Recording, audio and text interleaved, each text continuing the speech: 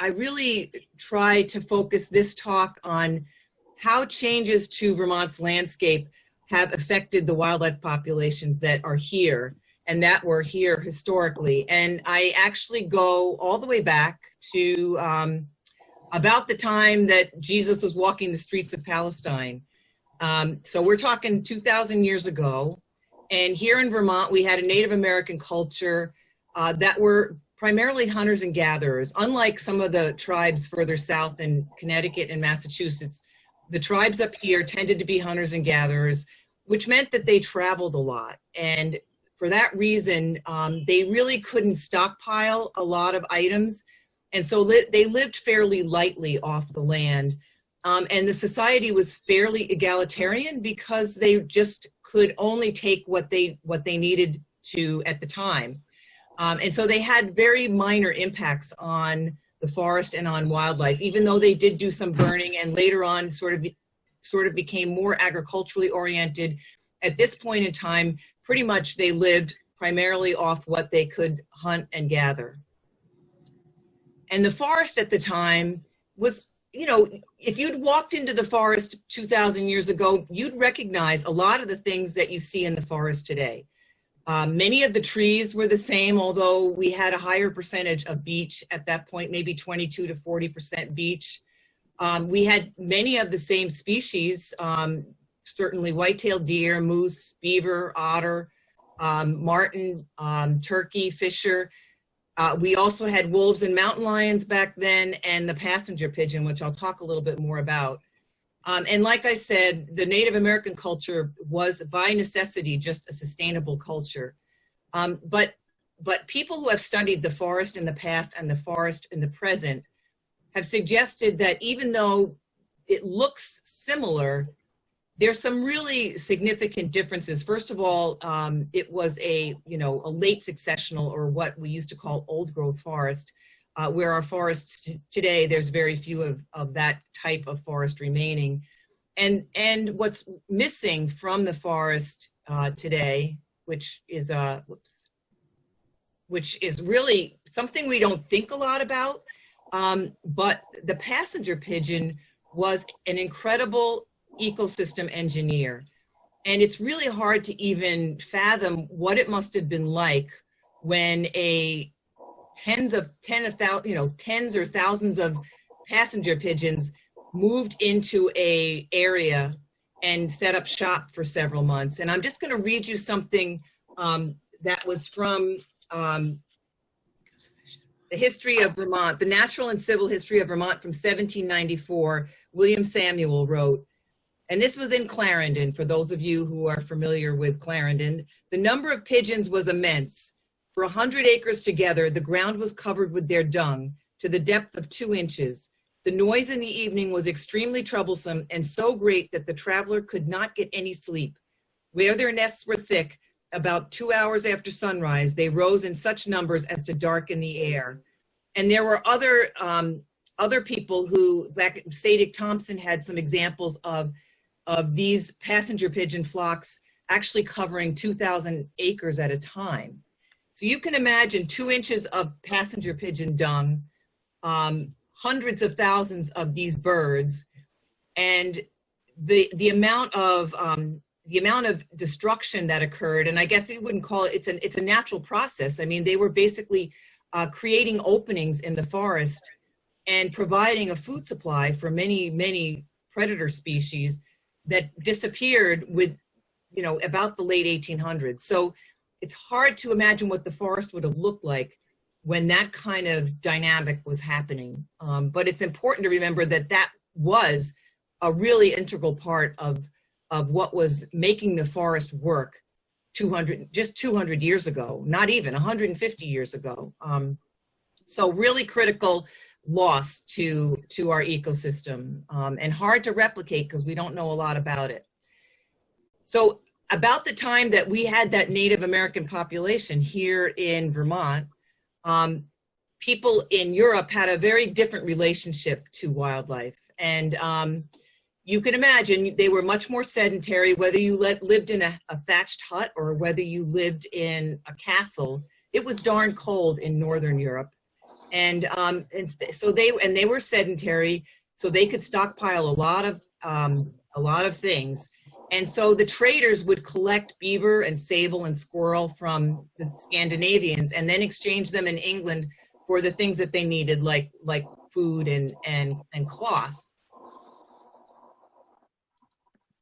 And people were very, there was one fur bearer species in particular that was always in demand.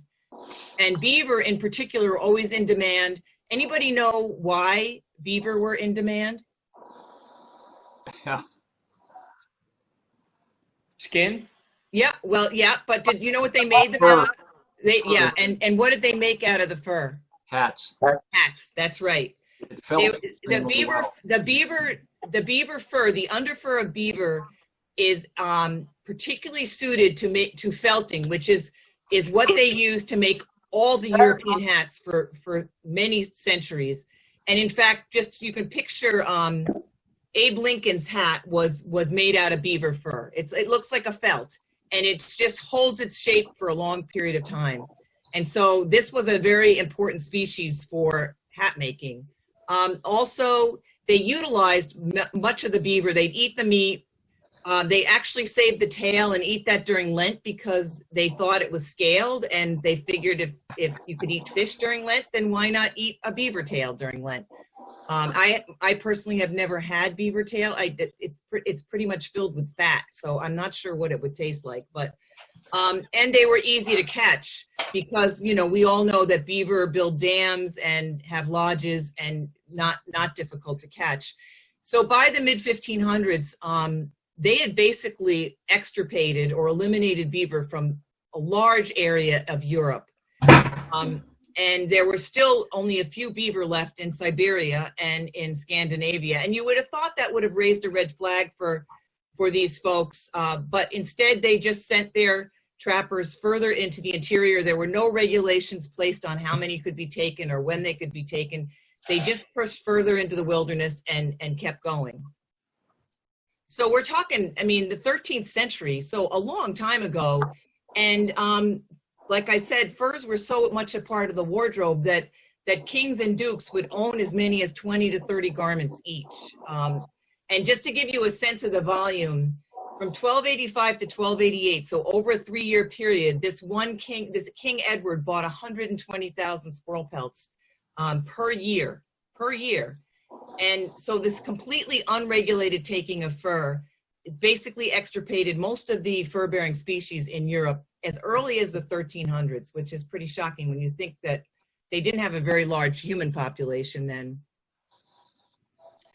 And so what they did, instead of like being conservation minded and being more regulated, is that all of a sudden they discovered this amazing supply of fur in North America.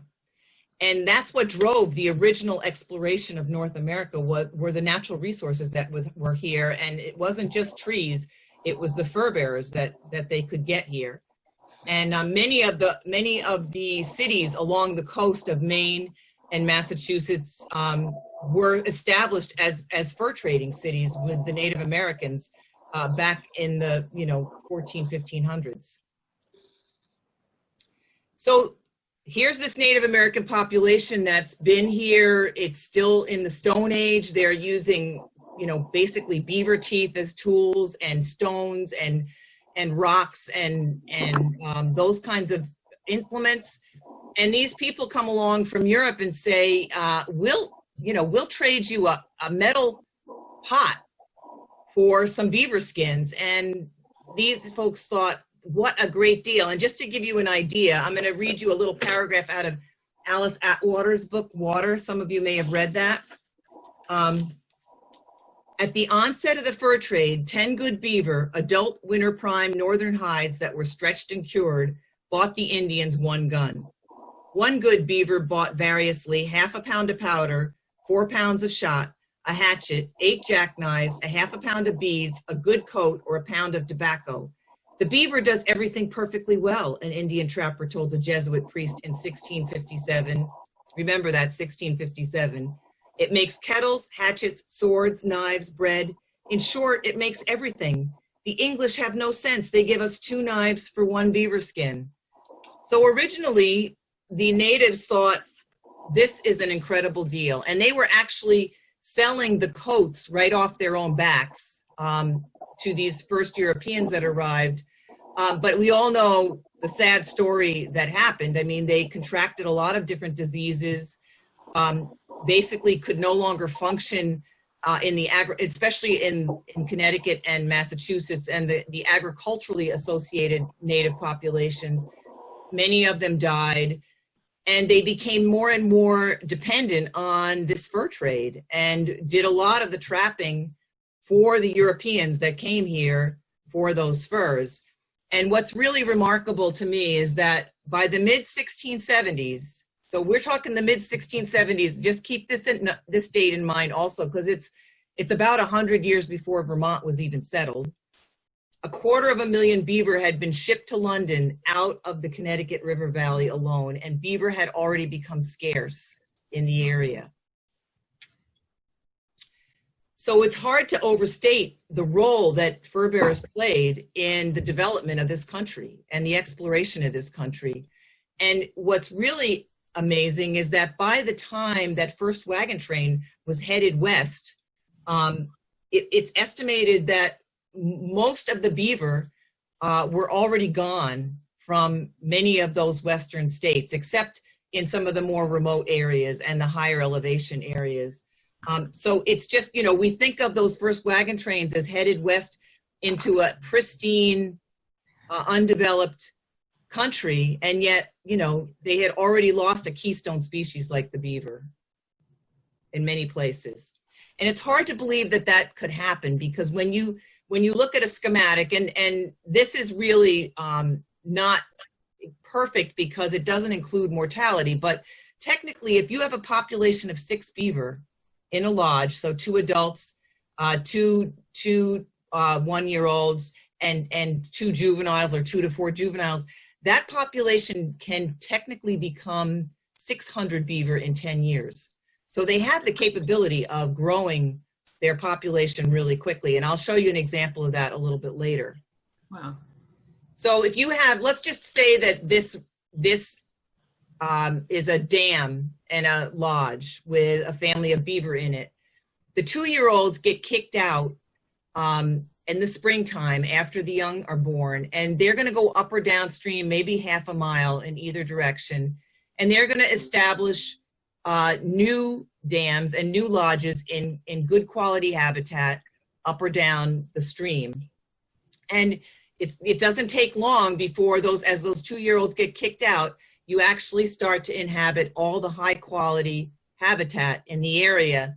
And there's some estimates, and this would not be all throughout all of Vermont because beaver don't do well in really steep, fast running streams, but where you had fairly flat ground and low stream velocity, there's some estimates that we might have had as many as 300 dams per square mile. And when you think a square mile, 640 acres, 300 dams, if on the average each dam was held back 1 acre of water, you're talking about almost half of that square mile is in some form of beaver habitat. And what that might look like is this, where you've got these different stages of beaver habitat. So you've got the dammed up pond, which is what happens initially, and then they eat themselves out of house and home, and the dam breaches and it becomes this nice meadow. So you can see these meadows here. Initially it might kill a bunch of trees, but it creates this beautiful diversity of habitat that's really critical for a whole bunch of different species. So that's why we call this animal a keystone species, because it does provide habitat for so many other types of wildlife. And a family of beaver can build a 30-foot dam in a week. So they are aptly, you know, called the eager to beaver, or busy as a beaver, because that's what they do. And that dam holds back water and creates these beautiful ponds. You can see there's the lodge. I think this is a food cache in this case, that provide habitat for, In some cases, they've done some studies on bird species, 92 different bird species occupying these beaver ponds. But it isn't just birds. It's things like muskrat that are tied to beaver and moose. And probably when we lost all those beaver, we saw a decline in many other species that we weren't even monitoring, obviously back in the 16 and 1700s. But we know that many of our reptiles and amphibians are tied to these beaver flowages. Things like mink, there's, black bear in the spring, feed on the sedge vegetation. Lots of times deer will have their fawns in those beaver sedgy areas, grassy areas. So really amazing habitat for so many species.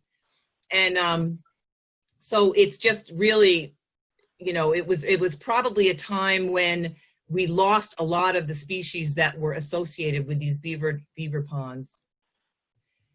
So remember I said that 250,000 beaver were taken out of the Connecticut River Valley in the mid 1600s. Well, Vermont was not settled until the late 1700s by Europeans. We had Native Americans here, like I said. They were still pretty much hunter-gatherers, although they would spend some time in the spring and summer along the mouths of a bunch of different rivers in Vermont, like Winooski and Otter Creek, sort of growing crops. But in general, they weren't as tied to it as the southern natives, as I talked about. But in the late 1760s, or in the 1760s, we had people moving up from southern parts of New England into Vermont, and they settled Vermont very differently than southern New England.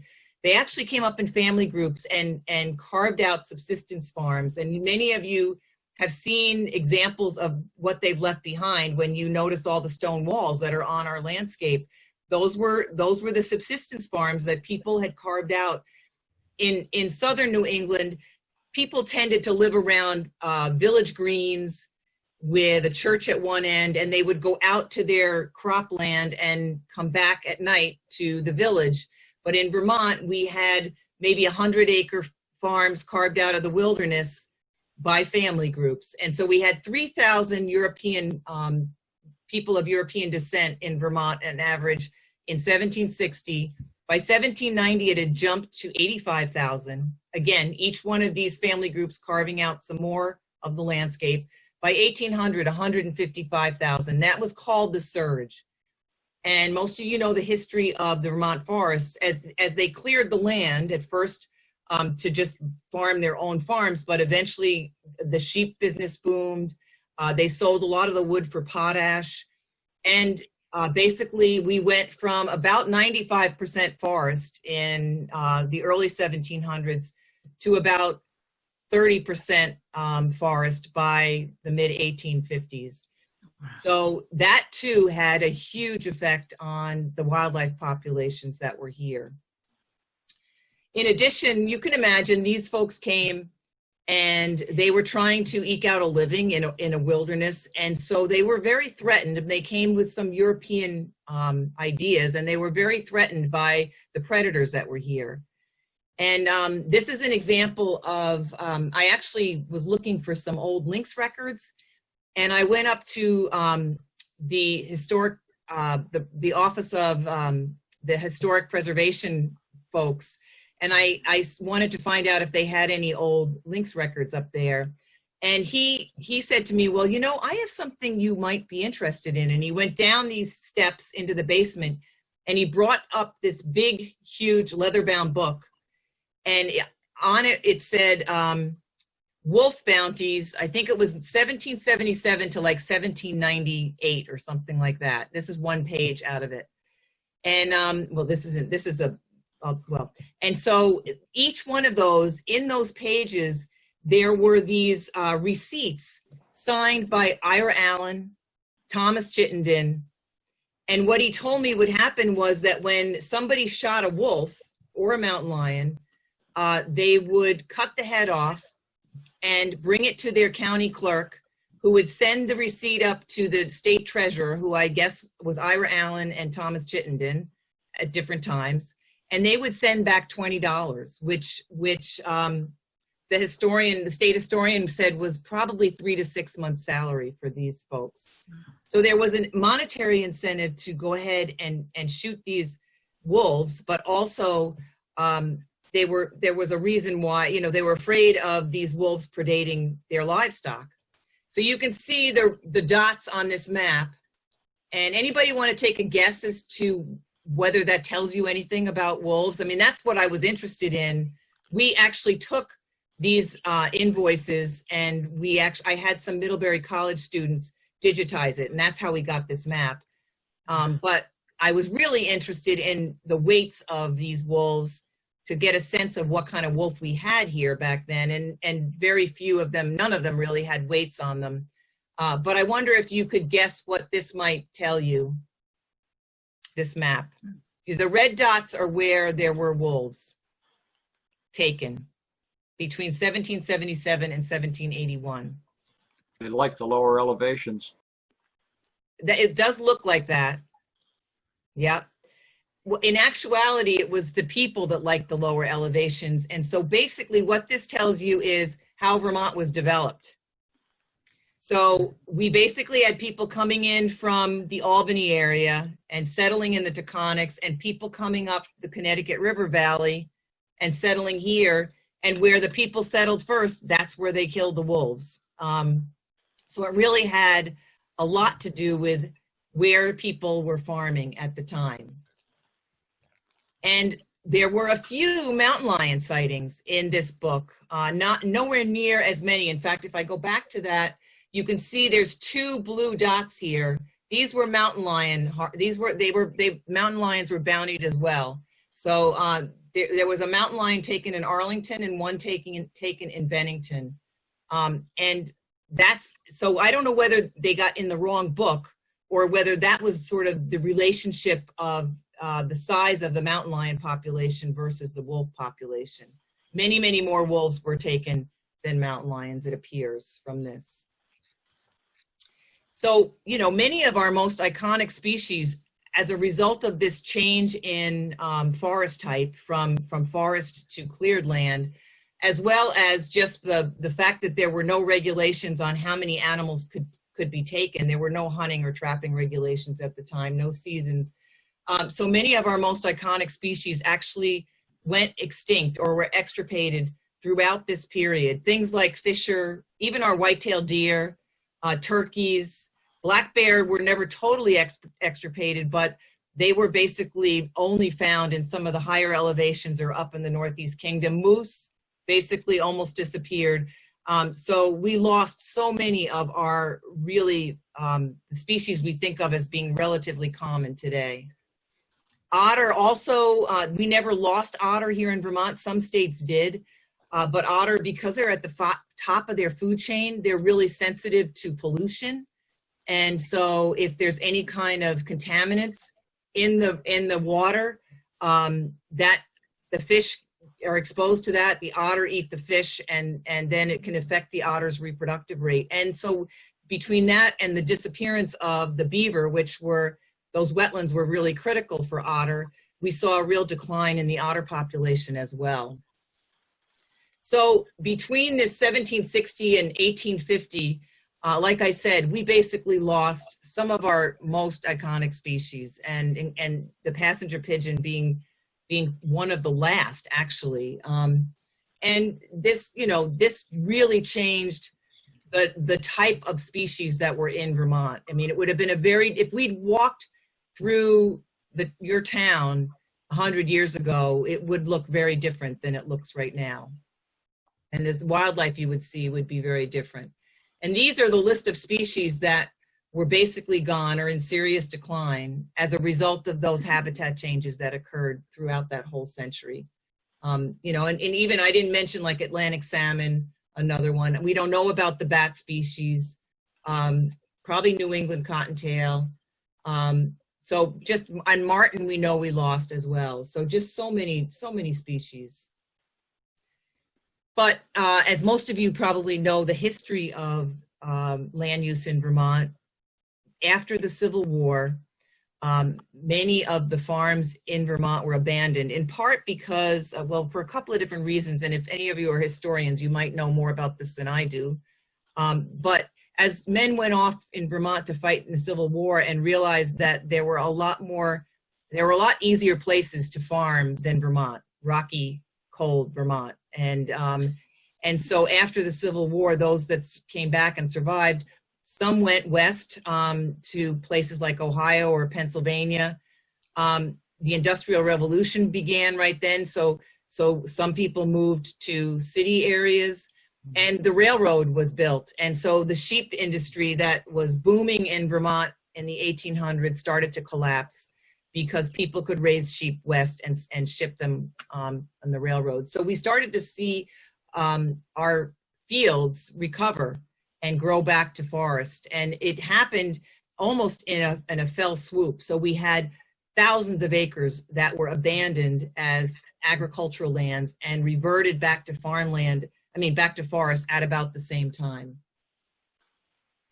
And what this meant was we had a lot of what we call early successional habitat, but really dense, low-growing vegetation that provides cover for a whole bunch of species, species like rabbits and snowshoe hare, which require those dense forest, early successional forests in order to survive. And these populations started to take off. And of course, they're kind of the ubiquitous prey species for a whole bunch of other predators. So as a result, some predators in Vermont actually also started to take off. White-tailed deer was actually reintroduced in the early 1900s by the precursor to the Sportsman's Federation. And of course, they did really well in a lot of places because, you know, they walk close to the ground and they are browsers. So they liked that really dense regrowth that was occurring at that point in time.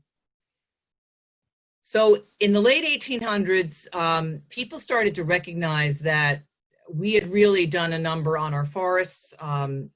We were seeing a lot of sedimentation in our streams and rivers, and a lot of our fish populations were declining.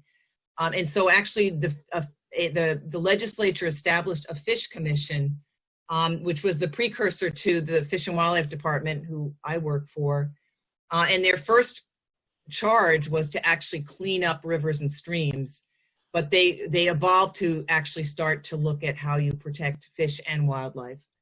And then in 1937, the Congress passed a law that taxed guns and sporting equipment, and those taxes went towards conservation of and purchase of land for the protection of wildlife. And then there was in the 1970s Earth Day, which really sort of broadened the whole idea beyond just wildlife, but to trying to protect ecosystems. And actually, the first piece bought in Vermont was this this acreage bought, 1,000 acres bought in 1919. I think it was in Dead Creek, actually. So remember I talked about how fast a beaver population could grow. Well, in 1910, as a result of this establishment of the Fish and Wildlife Department, beaver were actually protected, and they were no longer allowed to be hunted or trapped, which they probably hadn't been before that because they were pretty much gone anyway. But from 1921 to 1937, the department live trapped beaver from New York and Maine and brought them into Vermont, and then over a period of time would live trap them and transfer them all over the state. And so there was a survey done in 1941, and that first survey, they came up with they had estimated the population to be about 400 beaver. They repeated the survey in 1945, I think, 4 years later, and they estimated the population to be 1,100 beaver.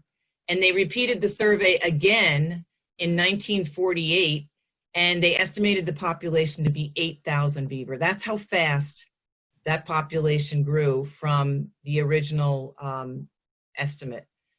And so they started, along with that exponential rise in numbers, they started getting complaints from people because, I'll talk a little bit more about this later, but a lot of our infrastructure was put in without beaver on the landscape. And so as we saw the population expand, we started to have conflicts between people and beaver. And so there was a trapping season that began in 1950, 15-day season, and they harvested 1,100 beaver at that point in time. As the beaver population grew, the otter population rebounded. We didn't have to do a reintroduction. Other states actually did bring otter in from other places to recover them, but Vermont, we didn't have to do that. We actually reintroduced Fisher. Most of you probably know this. It was the Forest and Parks Department that reintroduced Fisher because they're one of the known predators of porcupines. And they were seeing this exponential increase in porcupine numbers that were impacting the regrowing forest. I don't know if any of you ever hiked at that point in time, but I remember being over in the Whites and parking my vehicle at a pullout, and porcupines would come and chew the tires and chew the tubes in the car at that point in time. So Forest and Parks in the late 50s and 60s brought in Fisher and cooperated with the Fish and Wildlife Department and released them in Vermont, and that was a very successful release. Turkeys were brought in the 60s and live trapped and transferred around the state, and that's been an incredible success. In the 50s, geese were pinioned in Dead Creek to create a nesting population there because they have fidelity to where they nest. And so my professor at UVM worked at Dead Creek and pinioned the geese there, and that's what started the nesting goose population in Canada, goose population in Vermont, if you can believe that, in the 1950s. And in 1989, 90, and 91, we brought marten back into Vermont and released them in the Southern Green Mountains, which we thought was a failure for about 25 years. And recently have found, we had put out cameras and gotten some pictures of marten, and we've recently done a study with Central Connecticut State University, and we have a core population in the Southern Green Mountains. Whether or not they survive through climate change remains to be seen. Oh, God. But the bobcat's a really interesting animal because he's one of the few. Bobcat and fox were two species that benefited from the removal of those other predators. And those of you who have studied the dynamics of the wolf reintroduction in Yellowstone and what effect that had on coyotes, will know that when you remove top predators, those what we call mesopredators, or the middle predators, those populations actually take off because there's no competition for food or space. And that's what happened with our bobcat population. When we lost the wolf and the mountain lion, the bobcat population actually exploded. And that's primarily because they have more food available, more space available, less competition, and better reproduction as a result, and better reproductive survival.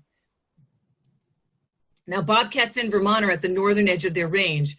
When we get more than 5 to 8 inches of snow, it's a challenge for bobcats to survive through the winter. And what they end up doing is moving into deer wintering areas, these softwood stands on south-facing slopes, for the same reasons that deer do, because it's easier to get around.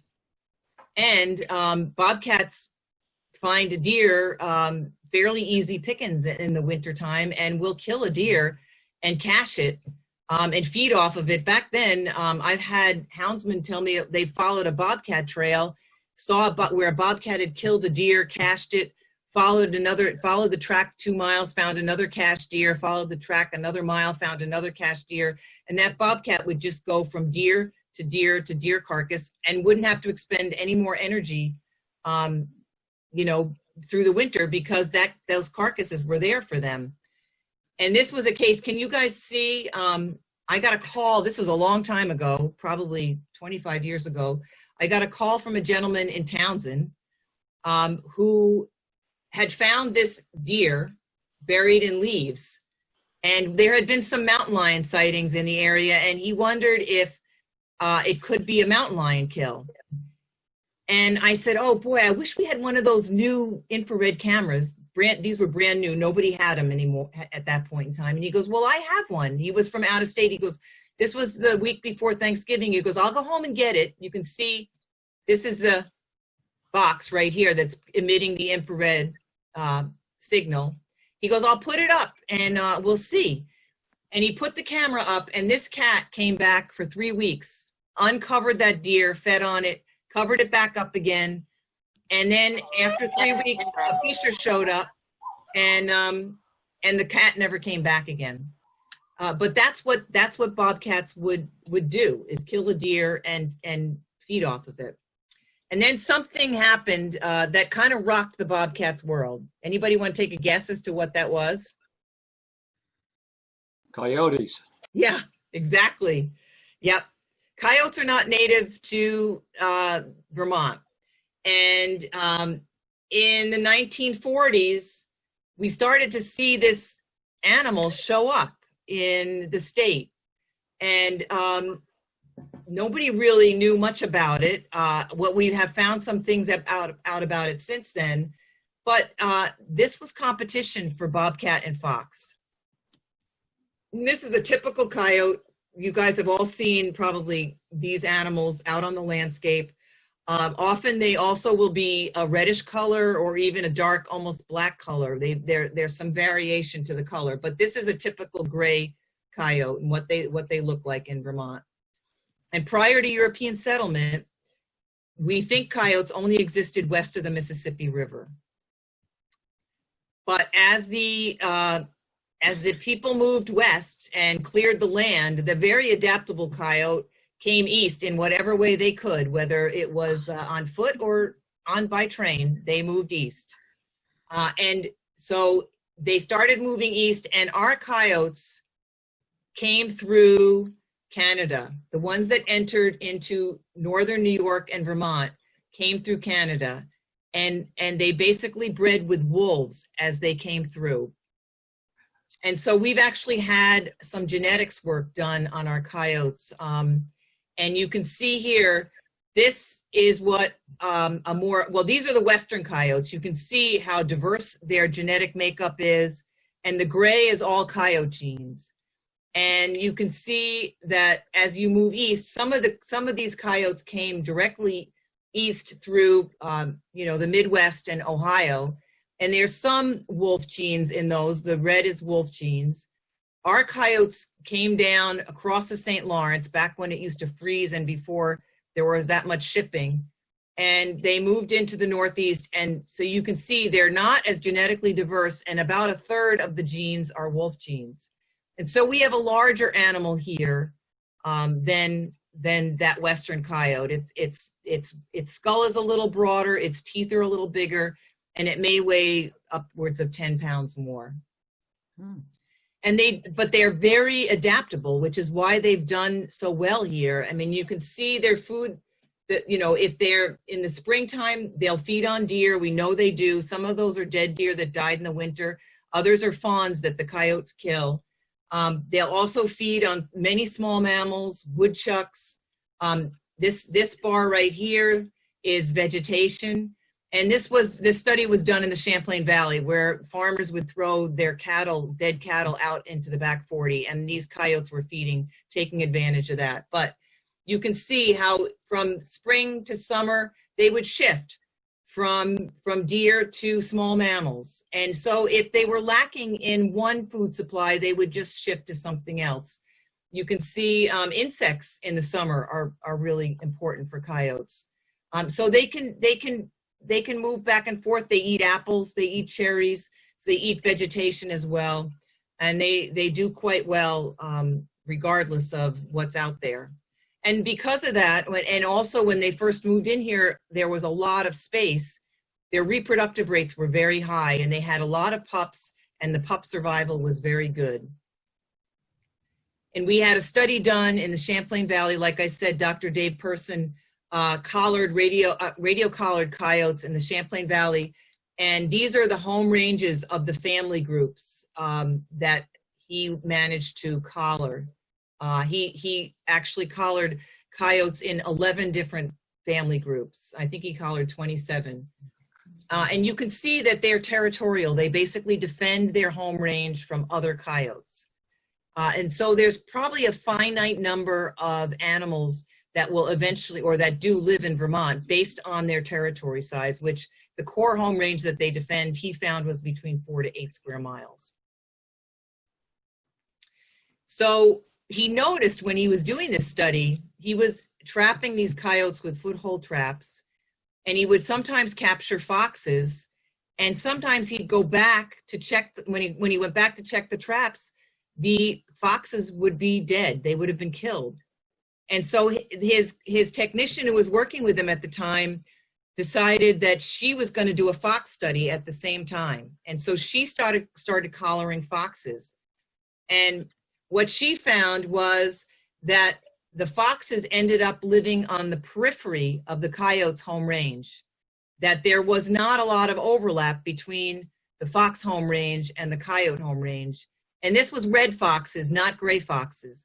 And so a very similar phenomenon to what happened to coyotes when wolves were reintroduced into Yellowstone happened to our foxes when coyotes moved into Vermont, is our fox population declined because there was more competition for space and for food both. Gray foxes, on the other hand, didn't seem to be as affected by this influx of coyotes. And it may be, we don't really know why, but we think it might be because gray foxes can climb trees. They have semi-retractile claws that allow them to climb trees. And they're more of a woodland creature, whereas red foxes tend to be more associated with open lands. So now, when a bobcat kills a deer, what do you think happens to it? I mean, do you think a bobcat could cache a deer for a week anymore, or 2 weeks? No. No. Coyote gets it. That's right. Coyotes will get it, or fisher, because fisher, remember, were reintroduced in the 50s and 60s. So when we used to do deer carcass surveys in the spring, we'd often come upon a carcass like this, where you'd see bones and today, if you did that, I mean, most of you walk through the woods, probably what you find in the spring is a pile of hair that's spread out in the forest.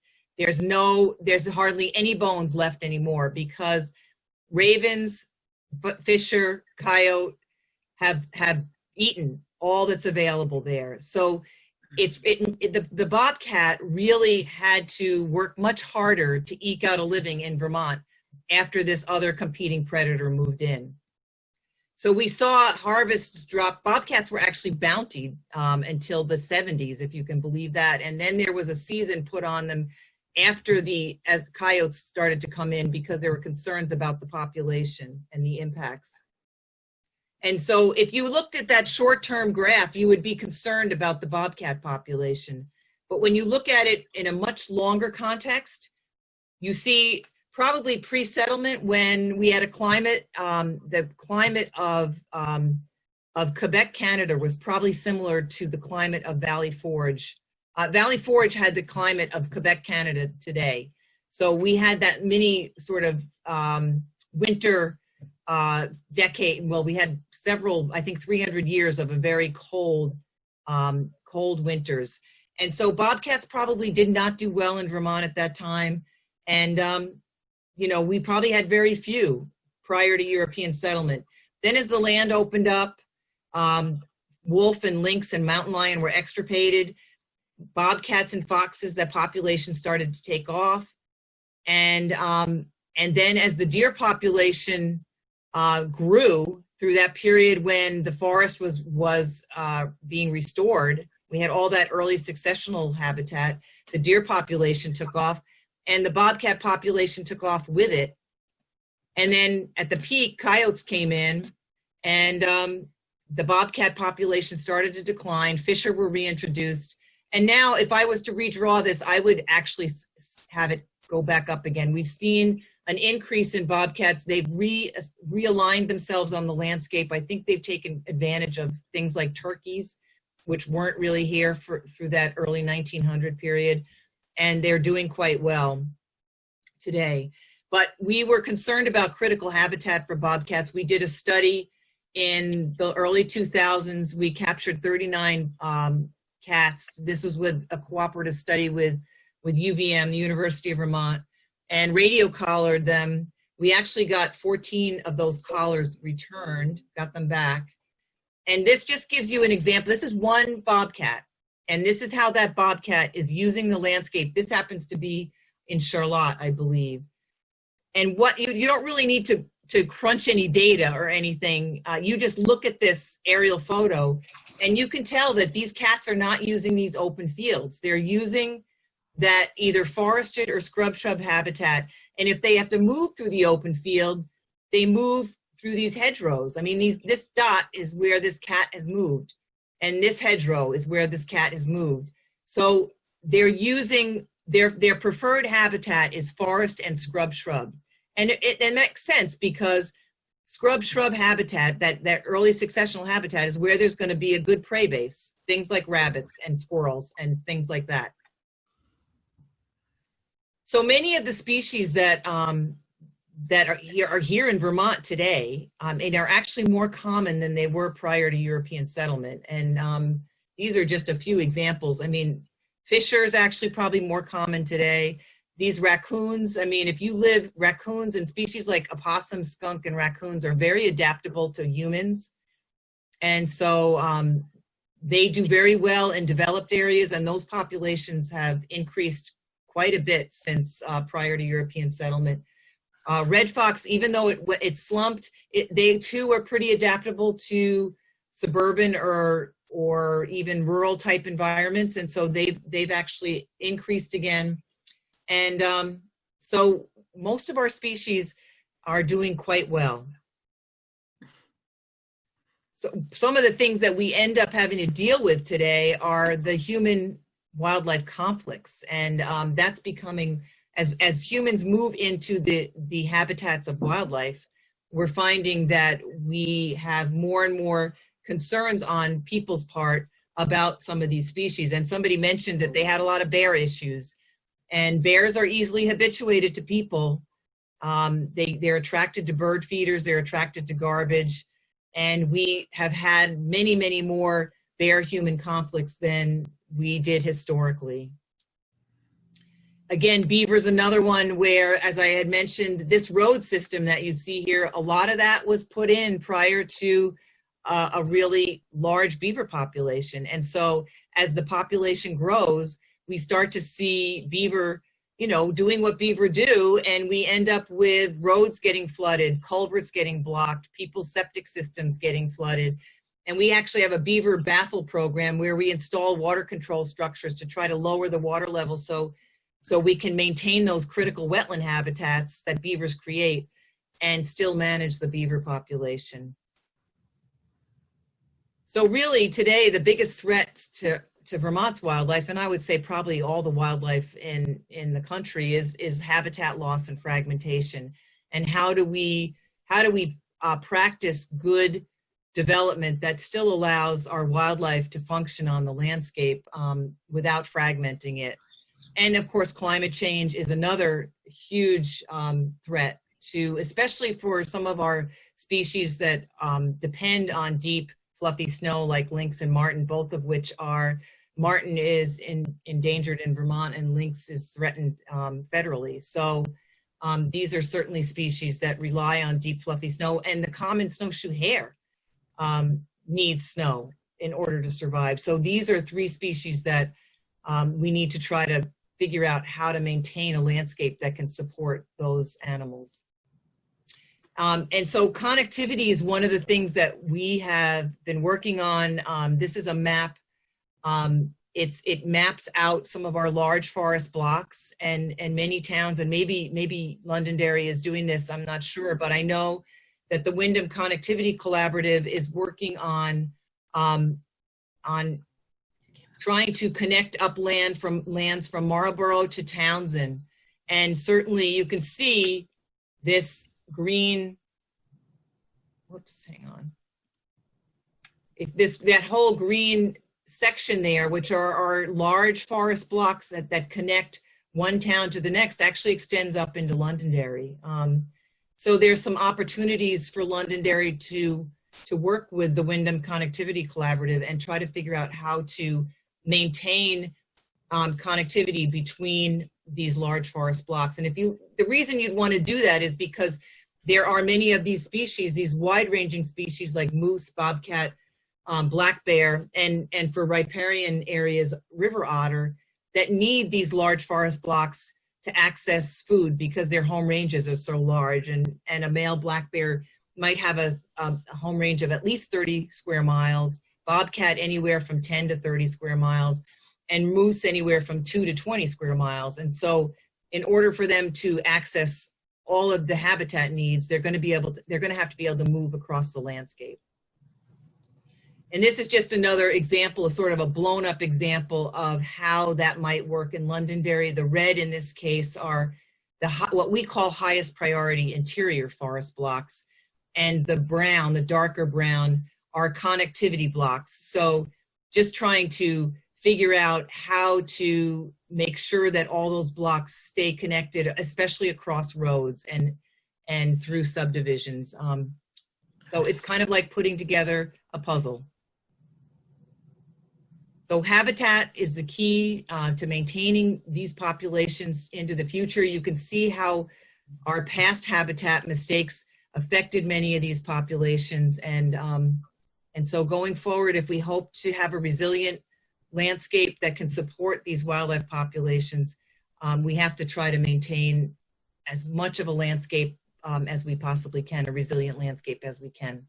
So with that, I will happy to take some questions, and maybe, let me see, I can stop. Should I stop sharing, Erwin? Probably, huh?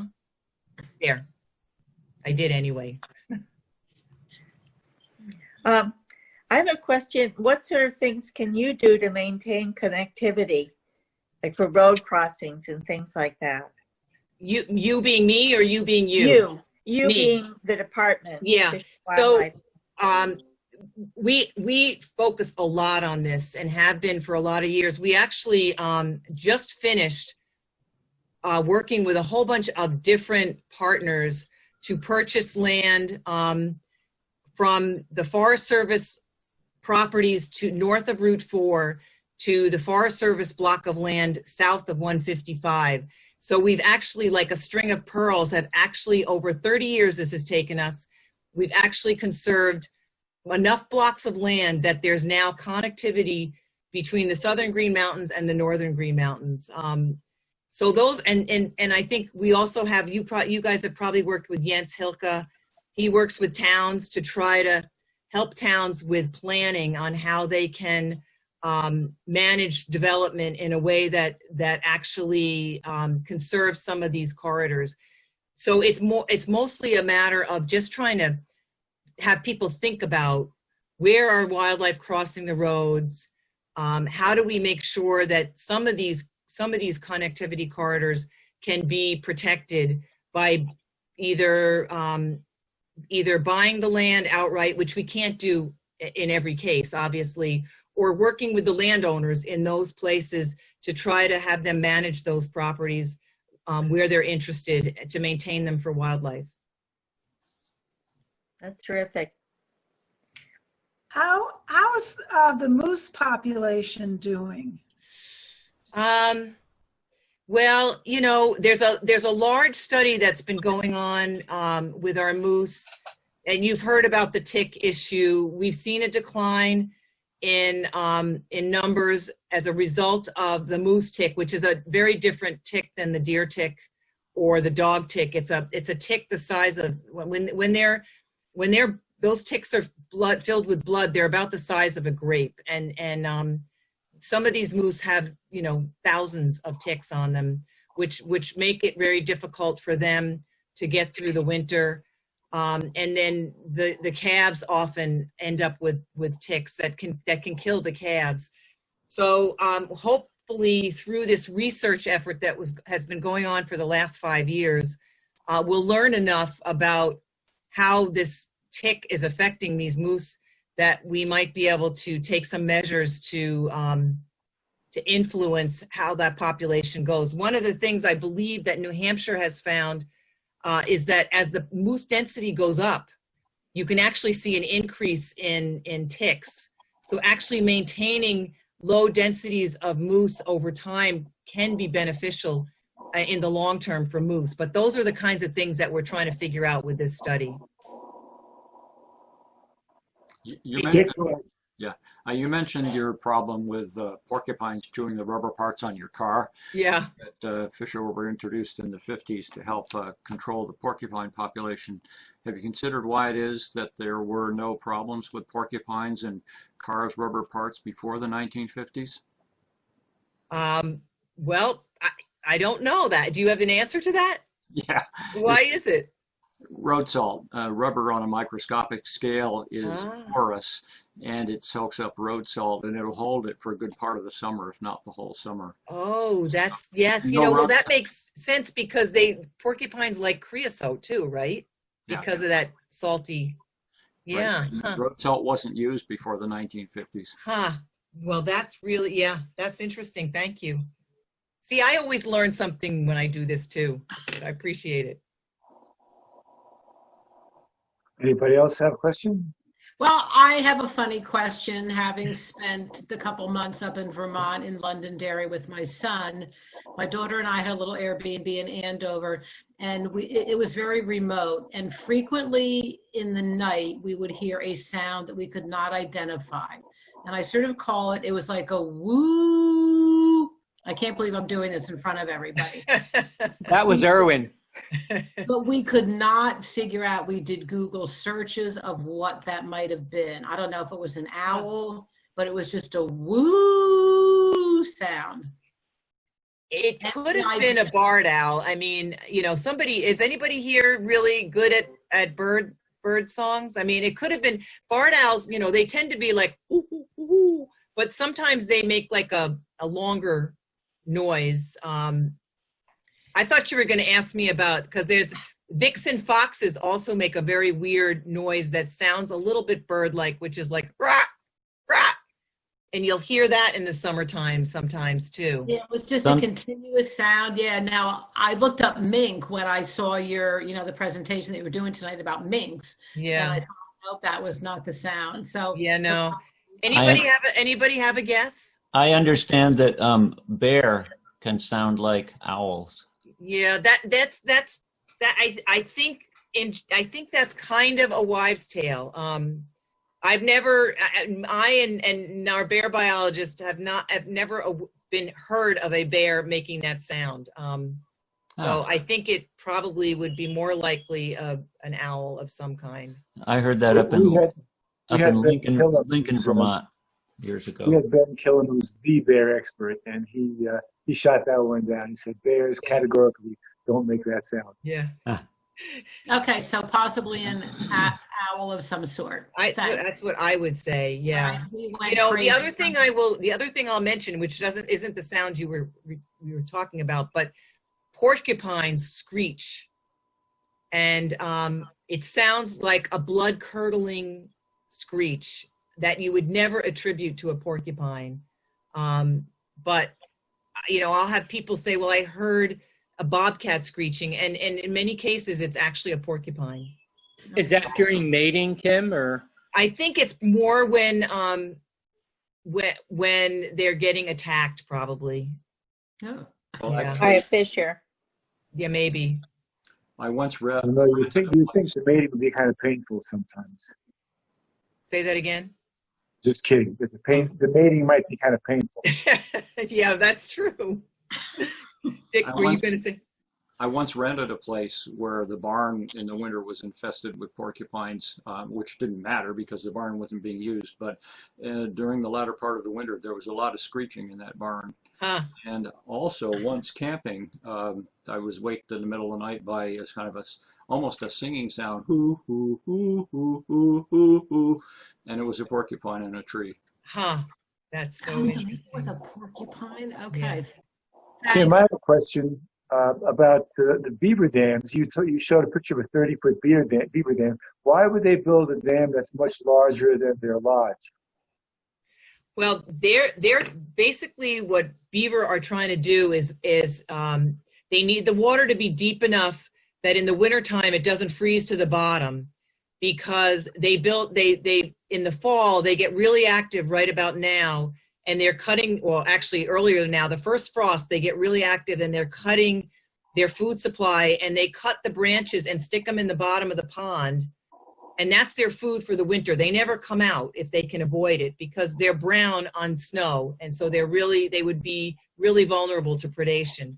So they leave the lodge through the bottom of the lodge and go down to the food cache, get their sticks and eat the cambium layer off the stick, the green layer under the stick, under the bark. So they're trying to make that pond as big and as deep as they possibly can. And they'll keep building dams in order to try to accomplish that. So they just keep trying to make the water deeper and deeper and deeper. I have another question. You talked about the carcasses being stripped down to where nothing was left. Who eats the bones?